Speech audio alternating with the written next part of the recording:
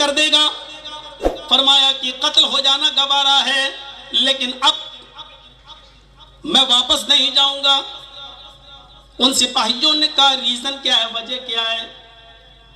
تو سعید ابن جبیر نے جو ریزن بتایا, آئے سرسی کرناٹک والوں غور سے سنو, اصلاح معاشرے کا یہ ایک اہم عنصر ہے جو میں آپ کے سامنے پیش کر رہا ہوں. یہ چیز آپ اپنے اندر پیدا کر لیجئے, سمجھ لیجئے جلسہ کامیاب, آپ اپنے بہت بڑے مقصد میں کامیاب ہو گئے.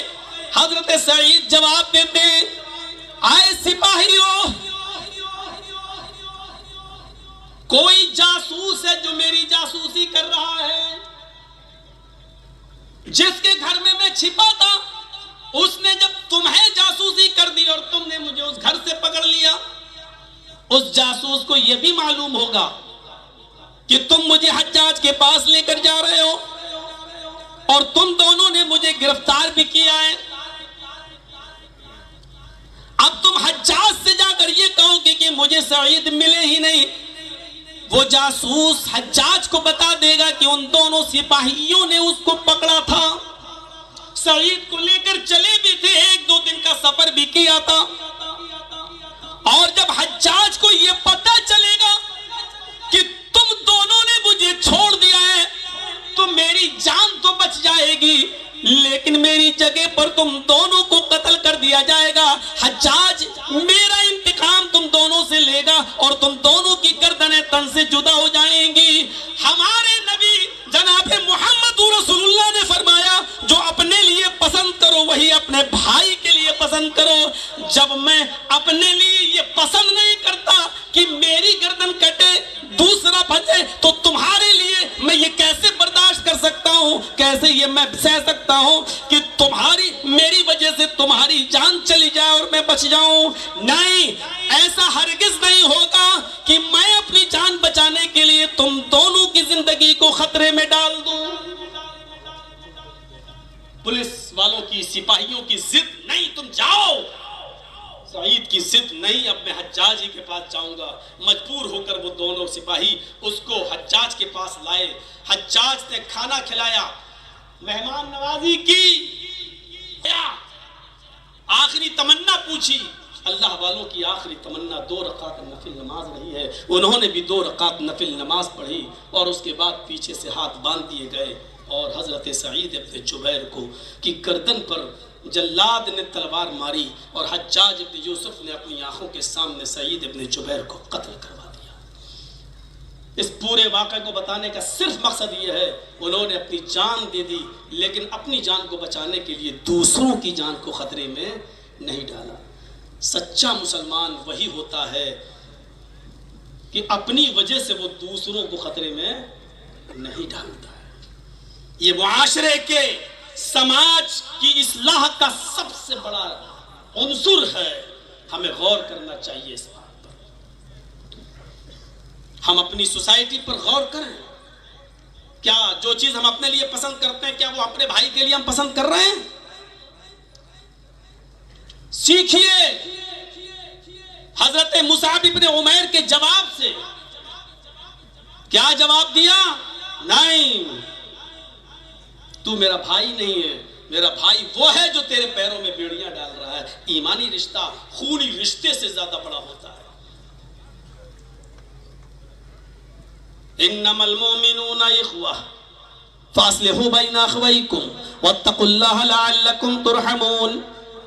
اس رشتے میں دراڑیں کہاں سے آتی ہیں, اس رشتے میں ناچاکیاں کہاں سے آتی ہیں, اس سلسلے میں دوریاں کہاں سے پیدا ہوتی ہیں, اس سلسلے میں 1-2 واقعات کی طرف آنا چاہتا ہوں. قرآن نے وہ چیز بیان کی ہے کہ اس رشتے میں دراڑیں کہاں سے آتی ہیں.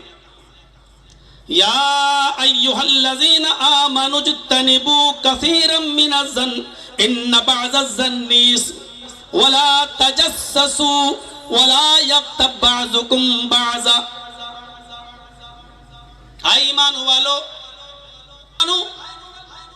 آپس میں تم ایک دوسرے کے لیے بدگمانیاں مت کرو, زیادہ بدگمانیوں سے بچو.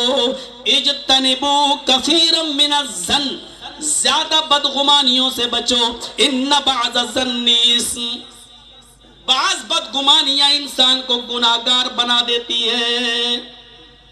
بدگمانی کرنا ایک دوسرے کے بارے میں، پتہ نہیں کیا ہم جا رہے ہیں، ہماری آپ سے بنتی نہیں ہے، آپ چھت پہ کھڑے ہیں اور ہم مسجد سے نکل کے جا رہے ہیں اور آپ ہمارے دشمن ہیں یا آپ ہمارے مخالف ہیں.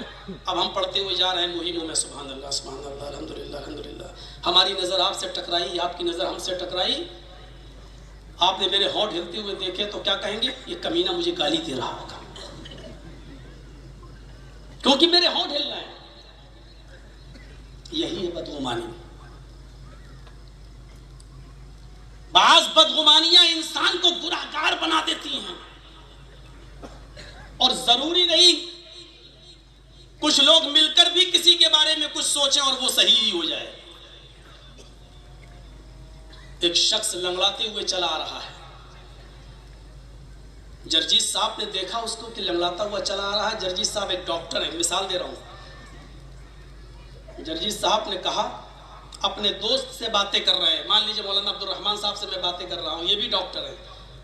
میں نے کہا کہ عبد الرحمن صاحب، یہ سامنے جو آدمی چلا آ رہا ہے، یہ لنگڑاتا ہوا آ رہا ہے، اس کی ریڑھ کی ہڈی میں درد ہے.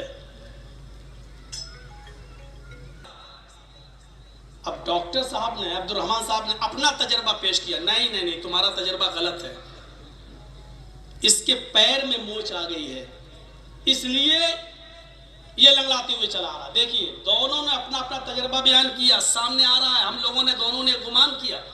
جرجیت صاحب کہہ رہے ہیں ریڑھ کی ہڈی میں درد ہے، عبد الرحمن صاحب کہہ رہے ہیں نہیں اس کے پیر میں موچ آ گئی. وہ لنگڑاتے ہوئے قریب آیا، ہم دونوں آپس میں کہتے دیکھیے ابھی کس کی بات صحیح ہوتی ہے.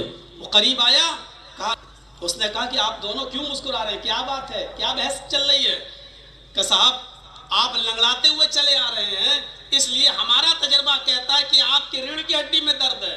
یہ ڈاکٹر صاحب کہہ رہے ہیں کہ نہیں آپ کے پیر میں موچ آ گئی. آپ بتائیے تو دونوں میں کون صحیح ہے؟ اس نے کہا کہ تم دونوں غلط ہو. نہ میری ریڑھ کی ہڈی میں درد ہے نہ میرے پیر میں موچ آئی ہے، میری تو چپل ٹوٹ گئی ہے اس لیے میں لنگڑاتے ہوئے چل رہا ہوں. دونوں کا گمان غلط ہے. ضروری نہیں ہے کہ ہم جس کے بارے میں جو گمان کر رہے ہیں وہ صحیح ہی ہو. یا ایھا الذین آمنوا اجتنبوا الظن ان بعض الظن، اے ایمان والو، اے مسلمانوں، آپس میں ایک دوسرے کے بارے میں زیادہ گمان مت کیا کرو. ان بعض الظن، اس بعض بدگمانیاں انسان کو گناہگار بنا دیتی ہیں. کوئی لڑکی بیچاری فون پہ بات کرتے ہوئے چلی جا رہی ہے، ضرور اپنے بوائے فرینڈ سے بات کر رہی ہوگی. یہ ہمارے ذہن میں سب سے پہلا خیال آتا ہے. یہ خیال کیوں نہیں آتا کہ ہو سکتا ہے کہ وہ اپنے بھائی سے بات کر رہی ہو، یہ بھی ہو سکتا ہے کہ وہ اپنے باپ سے بات کرتی ہوئی جا رہی ہو، یہ بھی ہو سکتا ہے کہ اس کی ماں ہاسپٹل میں ایڈمٹ ہو اور وہ ان کا حال چال معلوم کرتی ہوئی فون کرتی ہوئی جا رہی ہو. یہ بھی تو گمان ہمارے اندر آ سکتا ہے. لیکن نہیں، چونکہ وہ ایک لڑکی ہے اور اکیلے جا رہی ہے اس لیے ہمارے ذہن میں شیطان یہ بدگمانی پیدا ہوئی جا رہی ہے. یہ گمان ہمارے اندر پیدا ہوتا، وہ گمان ہمارے اندر پیدا نہیں ہوتا. جاسوسی سے اسی لیے منع کیا ہے، زیادہ بدگمانی سے اسی لیے منع کیا ہے اسلام نے. بدگمانی نہیں ہونی چاہیے. امام اوزائی بہت مشہور ایک بزرگ گزرے ہیں، ان کی بیوی سے پڑوس کی کوئی عورت ملنے کے لیے آئی اور صبح سورج نکلنے کے بعد جب ملنے آئی، ذرا غور سے سنیے گا اس واقعے کو. امام اوزائی کی بیوی سے پڑوس میں رہنے والی ایک عورت جب ملنے آئی، اس نے دروازے کو دستک دی. امام اوزائی نے دروازہ کھولا، دیکھا کہ ہمارے گاؤں کی محلے کی ایک عورت ہے. اندر چلے گئے اور اپنی بیوی سے کہا کہ کوئی لیڈی ہے، کوئی خاتون ہے، تم ان سے بات کرو، میں کیا بات کروں. چلے گئے وہ اپنے روم میں.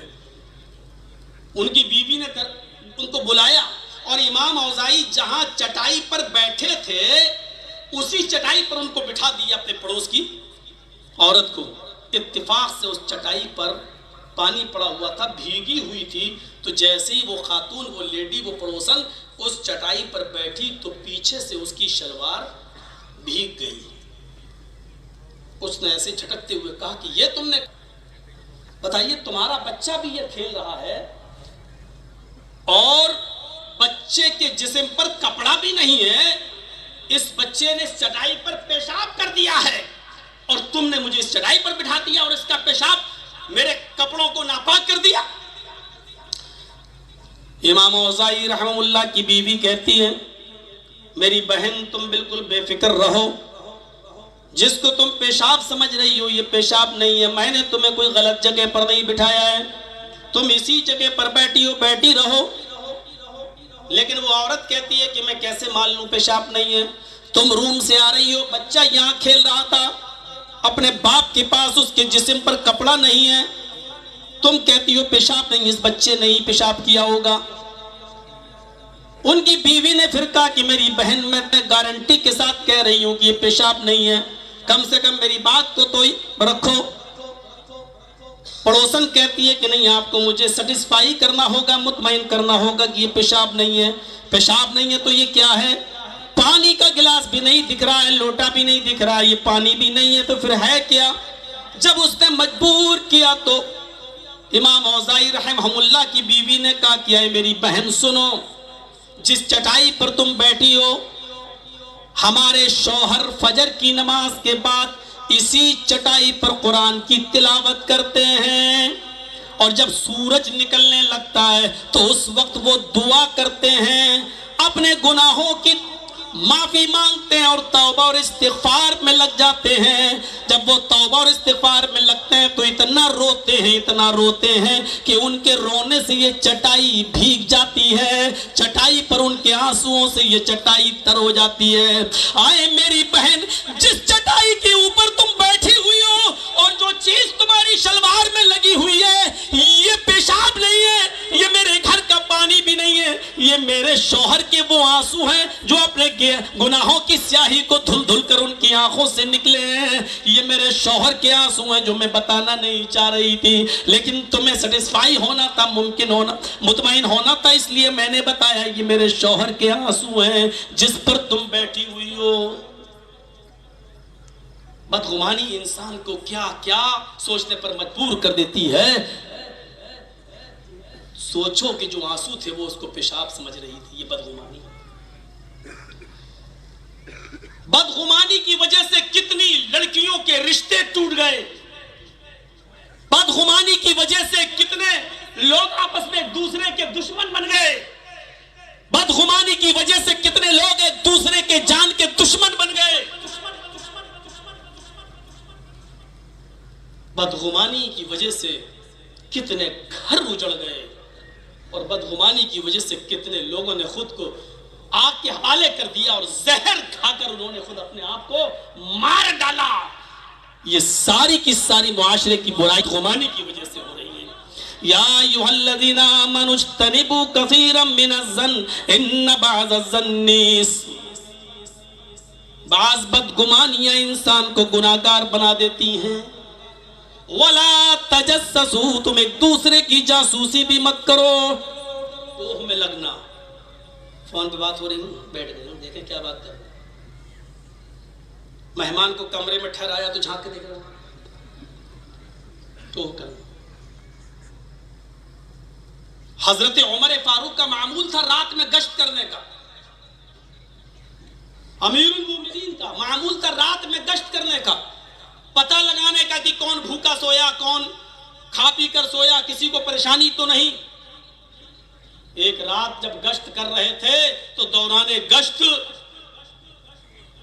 ایک آواز سنائی دی، تو آواز بڑی سریلی تھی، کوئی گانا گانے والی گانا گا رہی تھی، دروازے اور کھڑکیاں چاروں طرف سے بند تھے۔ حضرت عمر چونکہ لمبے چوڑے موٹے تازے تھے تو انہوں نے اپنی لمبائی کا فائدہ اٹھایا اور پنجوں کے بل دیوار پہ چڑھ کے جھانک کر دیکھا کہ معاملہ کیا ہے، یہ گانے کی آواز اس گھر سے کیوں آ رہی ہے۔ حضرت عمر فاروق نے جب جھانک کر دیکھا تو ایک بوڑھا آدمی رہا ہوگا، کوئی 80 90 85 سال کا، बूढ़ा आदमी शराब के नशे में धुत है, चढ़ी हुई है,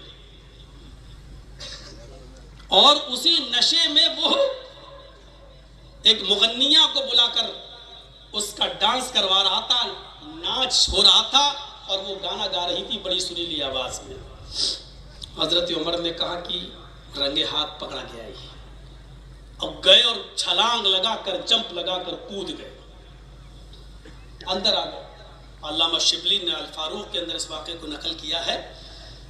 जब कूद गए छलांग लगाकर उस घर में, और कहा है बूढ़े बहुत धोखा दिया तूने, आज मैंने तुझे रंगे हाथ पकड़ लिया है, अब तो तू इनकार नहीं कर सकता है, मैंने तुझे रंगे हाथ पकड़ा है, चल अब। हजरत उमर को देखा तो उसका शराब का नशा भाग गया। अच्छे अच्छों के नशे भाग जाते थे।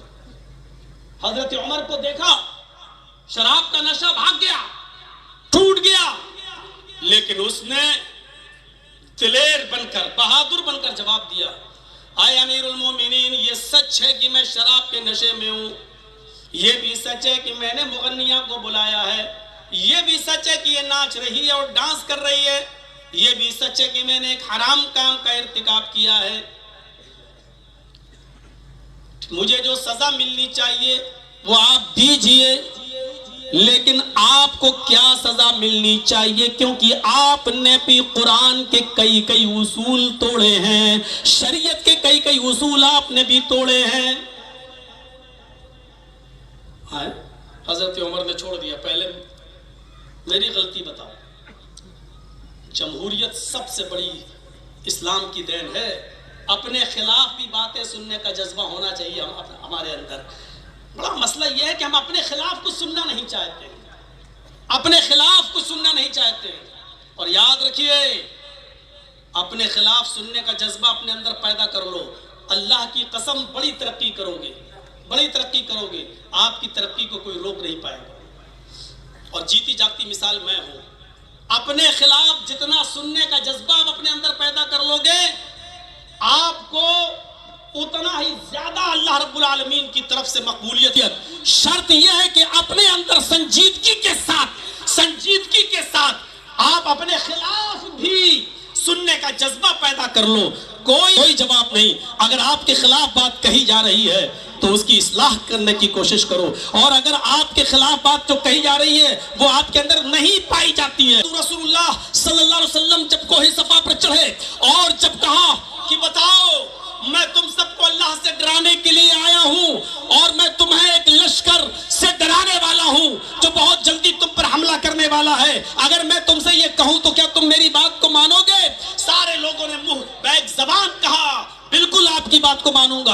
आपने कहा कि मेरी बात को फौरन मानने की वजह क्या है? कहा मा जर्रबना अलैका इल्ला सिद्का, मैंने आपकी जिंदगी को देखा है, आप 40 साल में कभी झूठ नहीं बोले, आपने 40 साल के अंदर कभी अमानत में खयानत नहीं किया है, आपने 40 साल के अंदर किसी के साथ कोई बुरा सुलूक नहीं किया है, इसलिए आज आप जो बात कहेंगे, आज हम आपकी बात को मानने के लिए तैयार हैं। बताइए कोई लश्कर हो जो हम पर हमला करने वाला हो?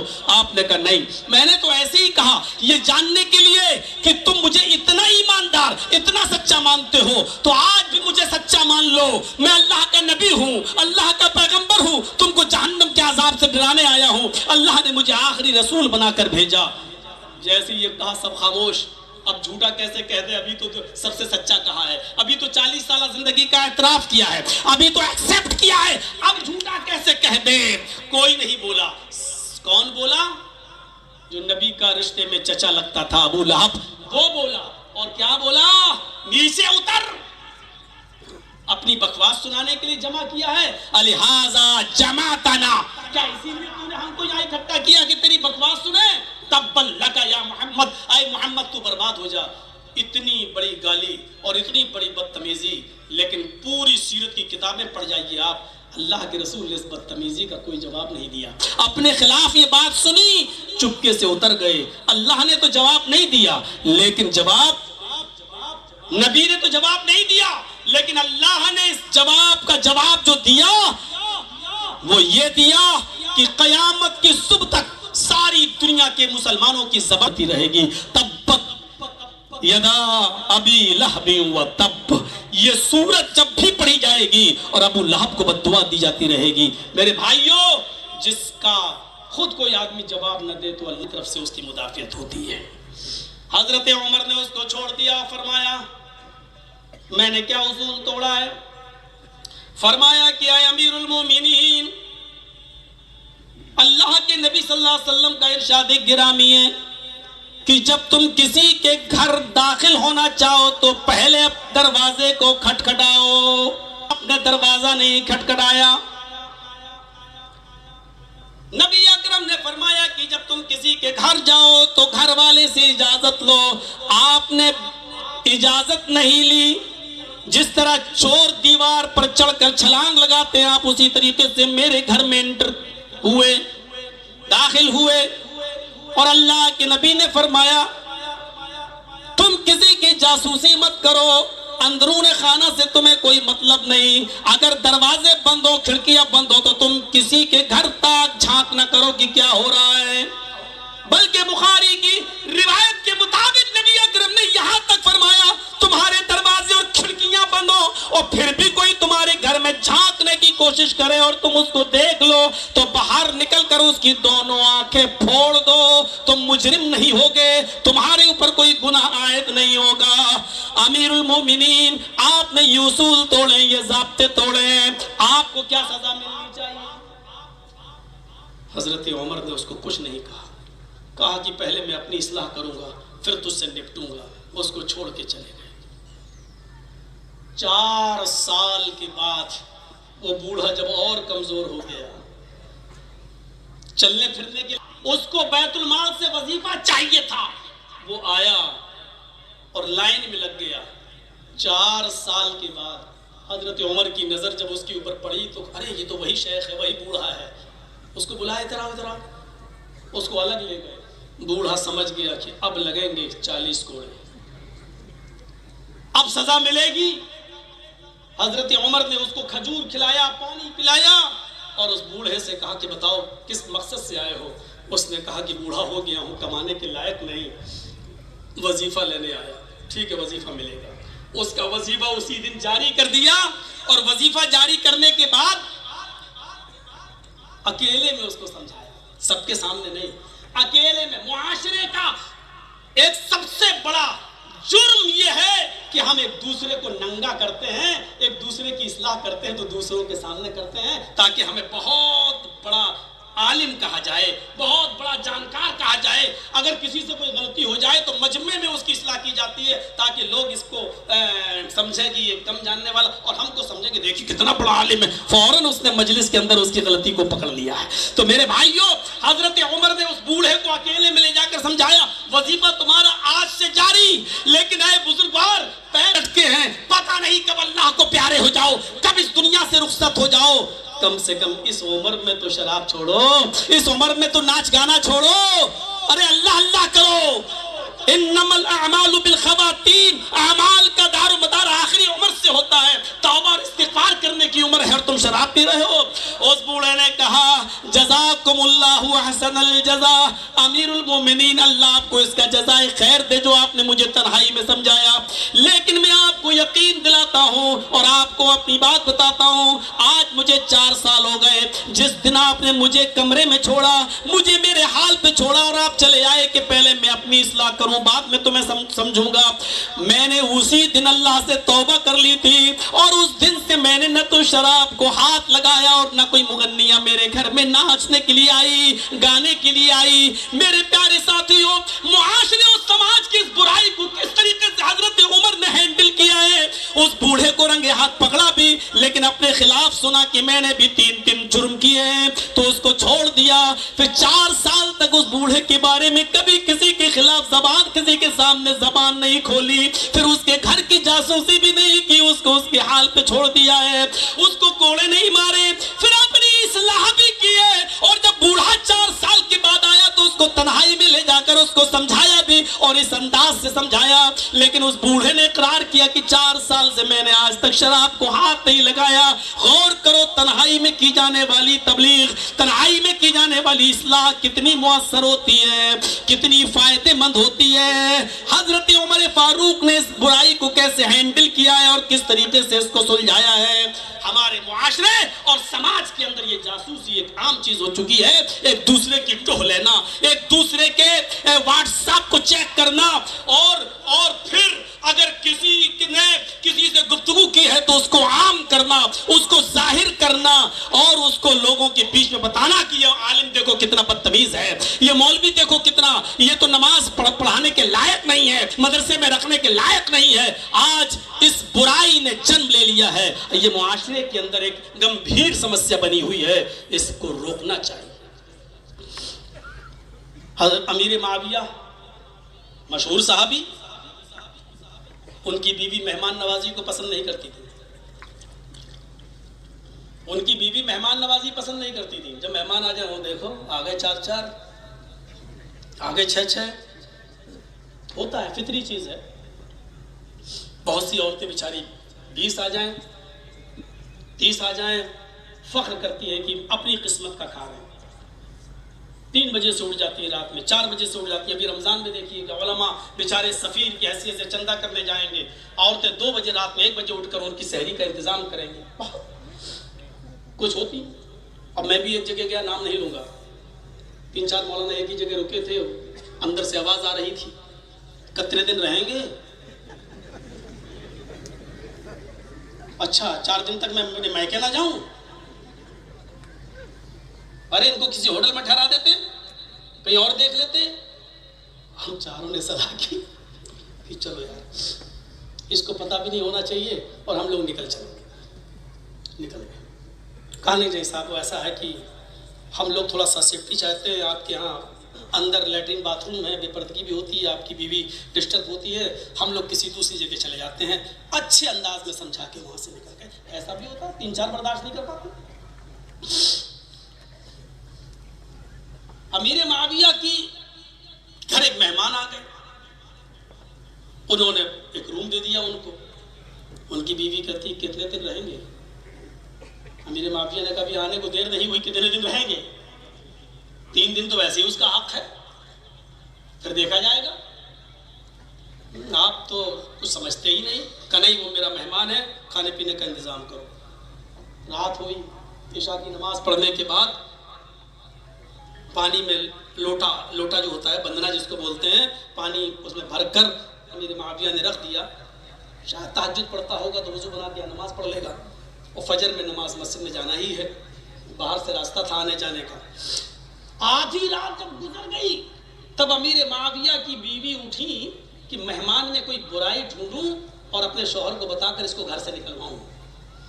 تو وہ ان کے روم تک گئی اور دروازے پر گیٹ پر کان لگا کر سننے لگی۔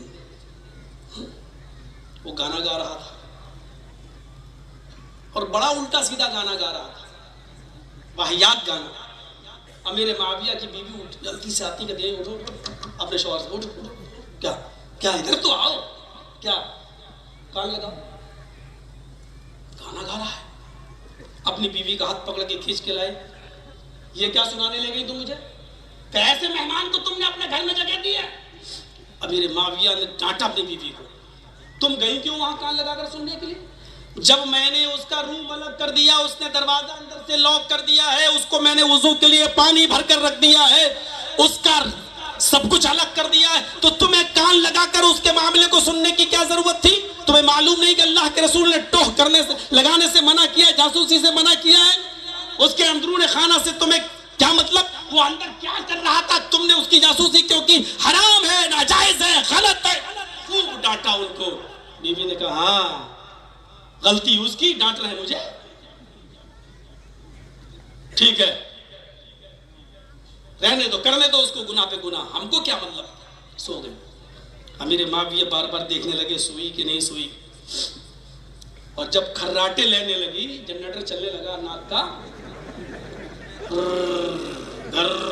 جب ہو گیا तब अमीर मुआविया उठे कि चले अकेले में उस आदमी को समझाऊं कि ये काम गलत, यानी अपनी बीवी के सामने भी समझाना गवारा नहीं।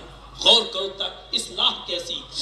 गए दरवाजे, सोचने लगे कि फिर कान लगाकर सुन लूं, अगर कुछ गा रहा होगा तो दरवाजा खटखटाऊंगा, और अगर सो गया होगा तो नींद में डिस्टर्ब क्यों करूं, सुबह फजर के बाद समझाऊंगा उसे।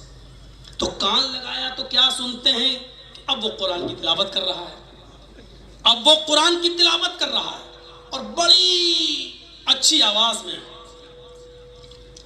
बड़ी खूबसूरत आवाज में कुरान की तिलावत कर रहा है। अमीर मुआविया कहते अभी गाना गा रहा था और अब तिलावत कर रहा है।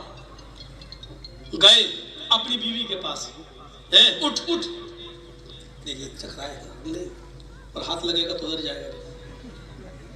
अभी भी वही जोश है मेरे अंदर, ये मत समझो। अरे 6 महीने ससुराल में थे तो क्या हुआ, कोई फर्क नहीं पड़ता, जोश अभी है। तो अमीर मुआविया ने कहा उठ उठ उठ, वो बड़बड़ा गया, क्या है इधर आ, क्या सुन, क्या सुन, अभी तो कह रहे जासूसी करना हराम ये वो, और अब कह रहे सुन, अरे सुन तो, ये तो बड़ा बहरूपिया है आपका मेहमान, क्यों कभी गाना गाता है कभी कुरान की तिलावत करता है, बड़ी अच्छी आवाज में कुरान पढ़ रहा है। अमीर मुआविया की बीवी ने कहा कि आप तो जासूसी करने को हराम बता रहे हैं और फिर आपने